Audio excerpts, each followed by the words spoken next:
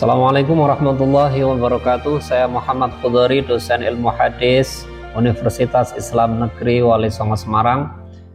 Pada semester ini saya mengampu mata kuliah studi hadis dan syarah hadis, dan pada saat ini saya akan menyampaikan tema tentang karakteristik kitab Sahih Bukhari dan Sahih Muslim. Pada tema ini, kemampuan akhir yang diharapkan adalah mahasiswa mampu memperbandingkan karakteristik kitab Sahih Bukhari dan kitab Sahih Muslim. Sedangkan indikatornya, mahasiswa mampu menjelaskan latar belakang penulisan kitab Sahih Bukhari dan Sahih Muslim. Mahasiswa mengetahui kelebihan dan kekurangan kitab Sahih Bukhari dan Sahih Muslim. Mahasiswa mampu mengetahui metode penulisan kitab Sahih Bukhari dan Sahih Muslim. Dan yang terakhir, mahasiswa mampu mengetahui kualitas hadis-hadis yang terdapat di dalam kitab Sahih Bukhari dan Sahih Muslim. Untuk melihat bagaimana saya menyampaikan materi ini, kita lihat bersama-sama video berikut ini. Terima kasih.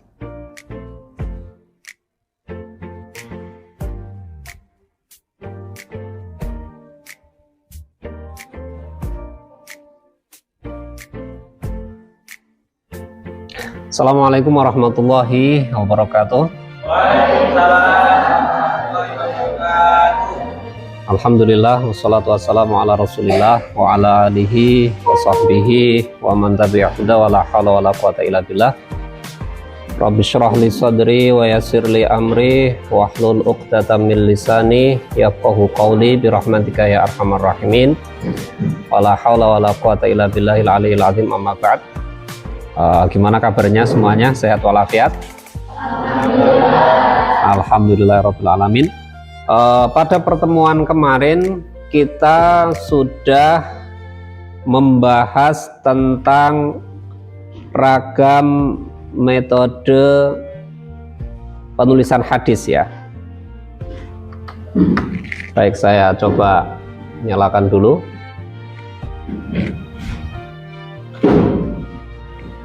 Kemarin kita sudah mengkaji tentang berbagai macam metode penulisan hadis ya. Ada berbagai macam kitab-kitab hadis yang ditulis oleh para ulama.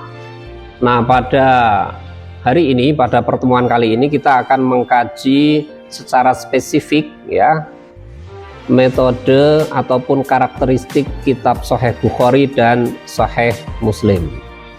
Nah, sebelum kita mengkaji secara detail tentang Sahih Bukhari dan Sahih Muslim ini,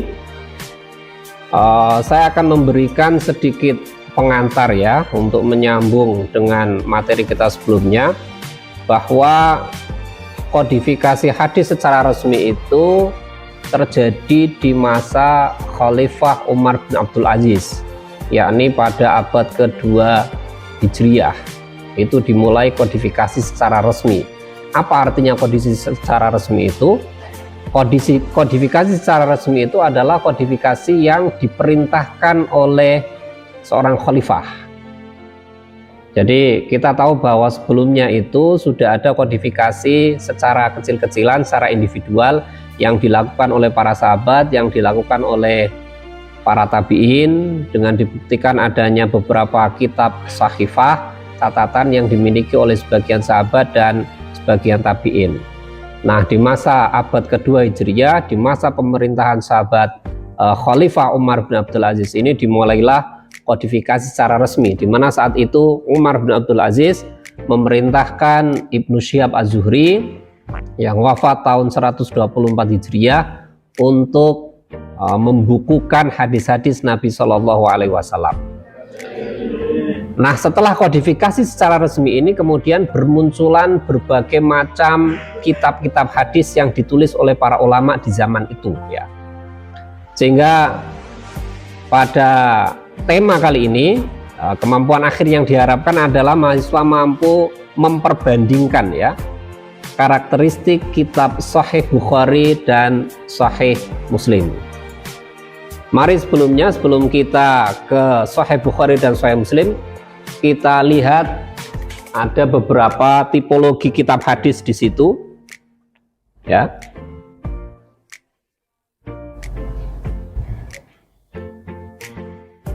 Ada beberapa tipologi kitab hadis di situ. Yang pertama ada kitab Al-Muwatta yang sudah kita kaji pada pertemuan yang telah lalu.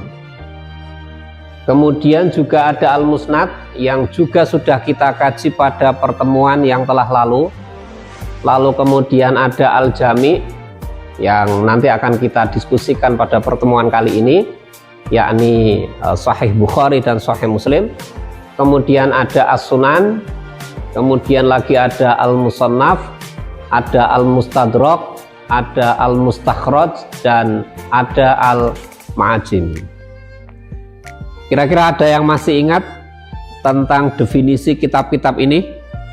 Silakan bisa angkat tangan yang mau menjelaskan sekilas tentang definisi kitab-kitab hadis ini. Oh ya, silakan Mas, namanya siapa? Pak.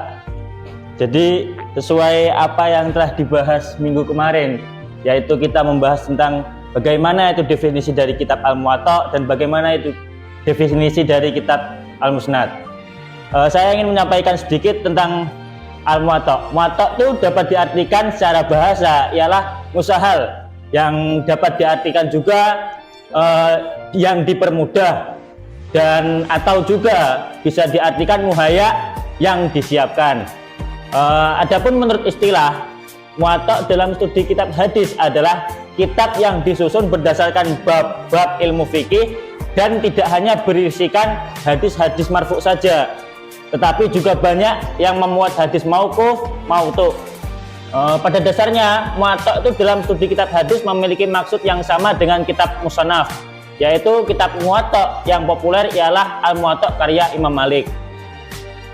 Oke, terima kasih ya. Jadi Al-Muwatta itu pada dasarnya adalah sebuah kitab hadis yang ditulis berdasarkan tema-tema fikih. Jadi kalau Anda membuka kitab Al-Muwatta, maka di situ Anda akan menemukan ada kitabut Thaharah, ada kitabus shalah, ada kitabuz zakah, kitabus saum, kitabul hajj, dan lain sebagainya yang merupakan tema-tema kitab-kitab fikih. Baik, selanjutnya kita akan mengkaji tentang karakteristik kitab Sahih Bukhari dan Sahih Muslim. Jadi kalau kita bicara tentang karakteristik, maka ada 4 poin setidaknya yang harus kita ketahui. Pertama adalah tentang latar belakang penulisan 2 kitab ini. Kemudian yang kedua adalah sistematika penulisan. Apakah kitab ini termasuk kategori Muwatta ataupun kategori Al-Jami atau bahkan Al-Musnad ataukah As-Sunan ataupun kategori yang lain. Kemudian yang ketiga terkait dengan kelebihan dan kekurangan kitab Sahih Bukhari dan Sahih Muslim ini. Lalu yang keempat adalah terkait dengan kualitas hadis-hadisnya. Bagaimana kualitas hadis yang terdapat dalam kitab Sahih Bukhari dan Sahih Muslim ini. Baik, ini sudah ada kitab Sahih Bukhari dan Sahih Muslim. Tolong dibagi menjadi 4 kelompok. Silakan bisa dibagi 4 kelompok. Sini 1, 2, 3, 4. Kemudian masing-masing kelompok nanti saya kasih 1 kitab agar dibaca, diteliti, ditelaah, agar kita mengetahui apa sih latar belakang penulisan Sahih Bukhari maupun Sahih Muslim, kemudian sistematika penulisannya seperti apa, kelebihan dan kekurangannya seperti apa, dan yang terakhir bagaimana kualitas hadis-hadisnya. Silakan untuk berkumpul masing-masing kelompoknya ya. Ada 4 kelompok, silakan. Langsung saja diputar kursinya. Saya sudah membawa 4 kitab, masing-masing 2 Sahih Bukhari dan 2 Sahih Muslim. Ya, akan saya bagikan ke tiap-tiap kelompok. Silakan dibaca, ditelaah ya, terkait dengan beberapa karakteristik 4 hal yang tadi sudah saya sebutkan. Silakan. Ini yang Sahih Bukhari, ini juga Sahih Bukhari.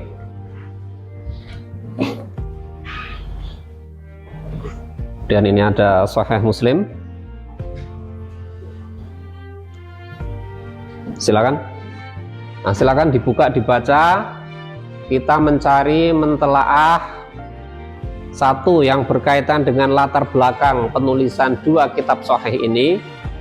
Kemudian yang kedua terkait dengan sistematika penulisan dua kitab Sahih ini. Yang ketiga terkait dengan kelebihan dan kekurangan. Dan yang keempat terkait dengan kualitas hadisnya. Silakan dibaca dulu.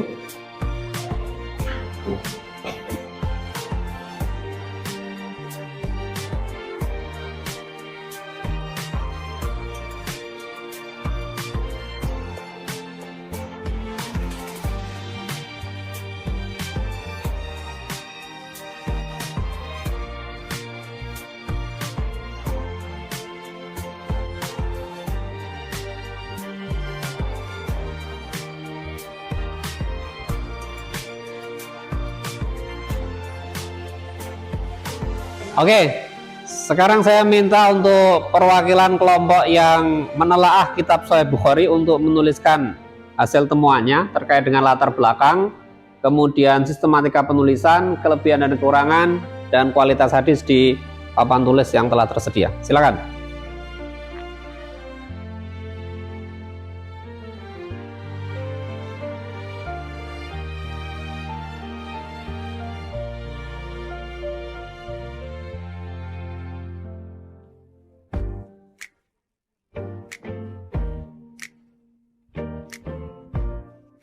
Oke, terima kasih. Selanjutnya saya persilakan untuk kelompok Sahih Muslim untuk maju menuliskan temuan-temuannya terkait dengan karakteristik kitab Sahih Muslim. Silakan.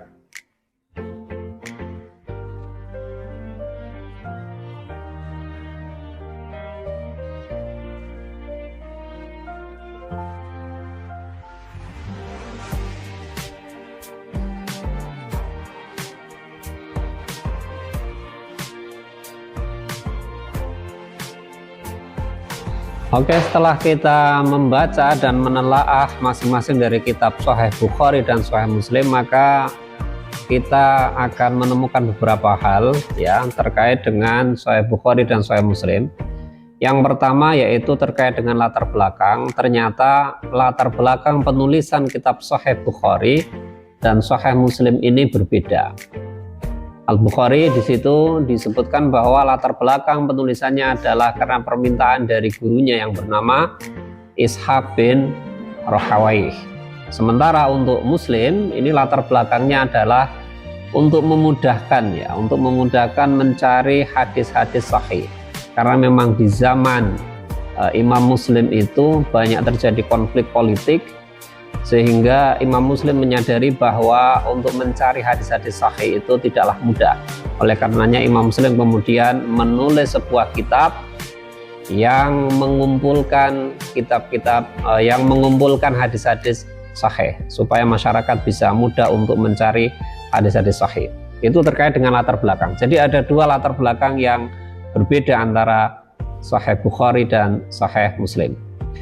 Kemudian yang kedua untuk sistematika penulisan, ternyata dua-duanya mempunyai sistematika yang sama, yakni tipologinya adalah tipologi al-jami, di mana al-jami ini adalah tipologi penulisan hadis yang metodenya adalah dengan berdasarkan tema-tema keagamaan ataupun abwabudin.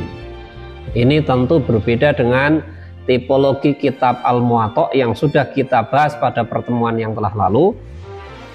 Juga berbeda dengan tipologi musnad. Kalau Al-Muwatta itu hanya berdasarkan tema-tema fikih ya, sementara Al-Jami itu mencakup abwabudin, tema-tema keagamaan. Adapun Al-Musnad itu berdasarkan nama-nama para sahabat, sehingga tipologi yang ditulis oleh Imam Bukhari dan Imam Muslim dalam kitab sahihnya itu berbeda dengan Al-Muwatta, berbeda dengan Musnad. Lalu kemudian yang ketiga terkait dengan kelebihan dan kekurangan. Sahih Bukhari maupun Sahih Muslim sebagai sebuah karya tentu tidak luput dari yang namanya kelebihan dan tidak luput dari yang namanya kekurangan. Masing-masing kelebihan dari Sahih Bukhari dan Sahih Muslim itu diantaranya adalah memuat hadis-hadis sahih yang itu tidak dimiliki oleh kitab-kitab hadis yang lain. Nah, adapun kekurangannya, kita tahu bahwa kitab Sahih Bukhari maupun kitab Sahih Muslim ini tidak mengcover, tidak mencakup semua hadis-hadis sahih yang ada di dunia ini ya. Artinya apa? Artinya kita bisa mendapatkan hadis-hadis sahih itu tidak hanya dari Sahih Bukhari maupun Sahih Muslim saja, tetapi kita juga bisa mendapatkannya dari kitab-kitab hadis yang lain. Itu yang perlu kita ketahui. Jadi jangan kita mempunyai kesimpulan mentang-mentang hadis itu tidak diriwayatkan oleh Bukhari dan Muslim, lalu kemudian dengan serampangan kita memvonisnya sebagai hadis yang tidak sahih. Tidak demikian gitu ya. Karena tidak semua hadis sahih itu tercover ataupun tercantum di dalam Sahih Bukhari maupun Sahih Muslim. Kemudian yang keempat terkait dengan kualitas hadis, karena memang Sahih Bukhari dan Sahih Muslim itu dari awal tujuannya adalah mengumpulkan hadis-hadis sahih, maka secara umum kualitas hadis-hadisnya adalah sahih, baik dalam Sahih Bukhari maupun Sahih Muslim. Nah, dari sini kita bisa mengambil beberapa kesimpulan. Yang pertama adalah Sahih Bukhari dan Sahih Muslim ini merupakan kitab hadis yang ditulis dengan metode al-jami. Ya, sebagaimana yang kita tahu, al-jami itu berdasarkan abwabuddin, lebih kompleks, lebih luas kalau dibandingkan dengan al-muwatta, dibandingkan dengan sunan maupun dibandingkan dengan al-musannaf yang hanya berdasarkan tema-tema fikih. Kemudian yang kedua, kita bisa mengambil kesimpulan bahwa secara umum hadis-hadis yang terdapat dalam Sahih Bukhari maupun Sahih Muslim itu adalah hadis sahih. Dan yang ketiga, bahwa kitab Sahih Bukhari dan Sahih Muslim itu tidak memuat semua hadis-hadis sahih dari Nabi Shallallahu Alaihi Wasallam. Demikian kiranya yang dapat saya sampaikan pada pertemuan pada siang hari ini. Mudah-mudahan bermanfaat dan mudah-mudahan dengan kita mengkaji kitab-kitab hadis Nabi Shallallahu Alaihi Wasallam menambah kecintaan kita kepada Rasulullah Shallallahu Alaihi Wasallam, sehingga kelak kita akan diakui sebagai umatnya, dan tentu harapan kita akan mendapatkan syafaat dari Rasulullah Shallallahu Alaihi Wasallam. Demikian, mudah-mudahan bermanfaat. Mari kita tutup perkuliahan pada siang hari ini dengan membaca doa kafaratul majelis. Bismillahirrahmanirrahim. Subhanakallahumma wa bihamdika asyhadu an la ilaha illa anta astaghfiruka wa atubu ilaik. Demikian, akhiran wa muwaffiq ila aqwamit thoriq. Wassalamualaikum warahmatullahi wabarakatuh.